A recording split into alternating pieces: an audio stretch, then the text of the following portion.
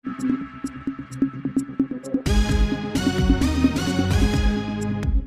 দর্শক, বেলাশেষ টিভি থেকে স্বাগত জানাচ্ছি। আমি আশরাফ রিপন। পুলিশের ব্যারিকেড ভেঙে শাহবাগ ব্লকেট করেছে ন্যায় বিচারের দাবিতে আন্দোলনরত বিডিআর সদস্যদের পরিবার। দুপুর 1:30 নাগাদ ব্লকেট করা হয় শাহবাগ। দীর্ঘ 17 বছর স্বৈরাচারী সরকারের লালসার বলি হয়ে কারাভোগ করছেন নিরপরাধ এই সকল বিডিআর সদস্য। আজ জামিন শুনানির কথা থাকলেও নানা তালবাহানা করে সরকার। গতকাল রাতে আদালত কোথায় বসবে এই নিয়ে চলে নানা নাটক। সর্বশেষ আলিয়া মাদ্রাসায় অস্থায়ী আদালত বসানো হবে বলে গণমাধ্যমকে জানানো হয়, কিন্তু মধ্যরাতে কিছু দুর্বৃত্ত আলিয়া মাদ্রাসার এজলাস কক্ষে আগুন জ্বালিয়ে দেন, যে কারণে আদালত পরিচালনা করা সম্ভব হয়নি। আদালত কবে বসবে, এই মামলার কার্যক্রম কতটুকু অগ্রগতি হবে, রাষ্ট্রপক্ষ এবং আসামিপক্ষের আইনজীবীরা আলোচনা করে গণমাধ্যমকে জানাবে বলে স্পষ্ট করেন। এই ঘটনার নেপথ্যে সরকারের চক্রান্ত আছে বলে অভিযোগ করেছেন বিডিআরের ভুক্তভোগী পরিবার। বৈষম্য বিরোধী ছাত্র আন্দোলনের নির্বাহী সদস্য মাহিন সরকার বলেন, পিলখানা হত্যাকাণ্ডের পরে তাৎক্ষণিক 18,519 জন বিডিআর সদস্যকে চাকরিচ্যুত করা হয়েছিল।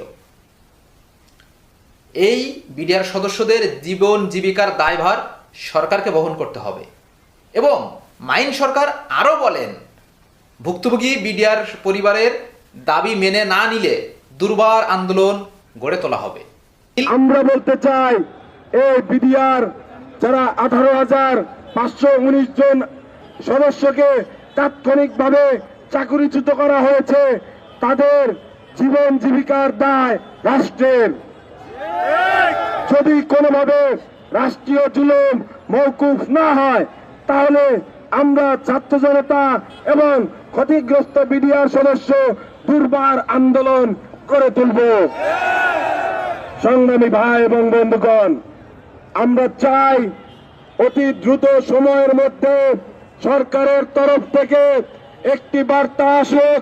আমরা এখন পর্যন্ত সরকারের তরফ থেকে কোনো প্রকার কোনো বার্তা পাইনি।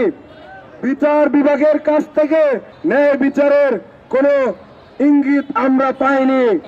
আমরা দেখতে পেয়েছি যেখানে কোর্ট বসার কথা ছিল, খুলনা কোয়া বাইপাস, সুন্দর মনোরম পরিবেশ। এই জমিন বিক্রি হবে, টাকা আপনার, জমি আমাদের।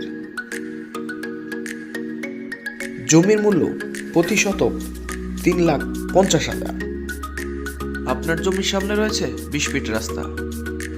আজই যোগাযোগ করুন আমাদের ভিডিও নিচে দেওয়া নম্বরে।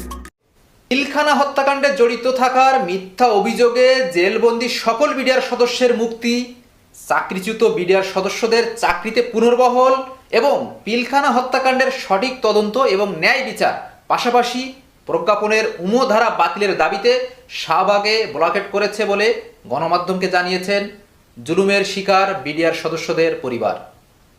শুধু দর্শক, এই ছিল গতকাল রাত থেকে এখনো অবধি এই পিলখানা হত্যাকাণ্ডের বিচার নিয়ে নানা ধোঁয়াশা। শেষ পর্যন্ত কোথায় যাবে, কি হবে, নানা জল্পনা কল্পনা চলছে মানুষের মাঝে। কিন্তু এতটুকু নিঃসন্দেহে আপনাদের বলতে পারি যে এখনো পর্যন্ত সঠিক কোনো সমাধানের দিকে যায়নি এত বড় একটি ঘটনা। শেষ করছি। সবাই ভালো থাকবেন, সুস্থ থাকবেন, সবার জন্য শুভকামনা।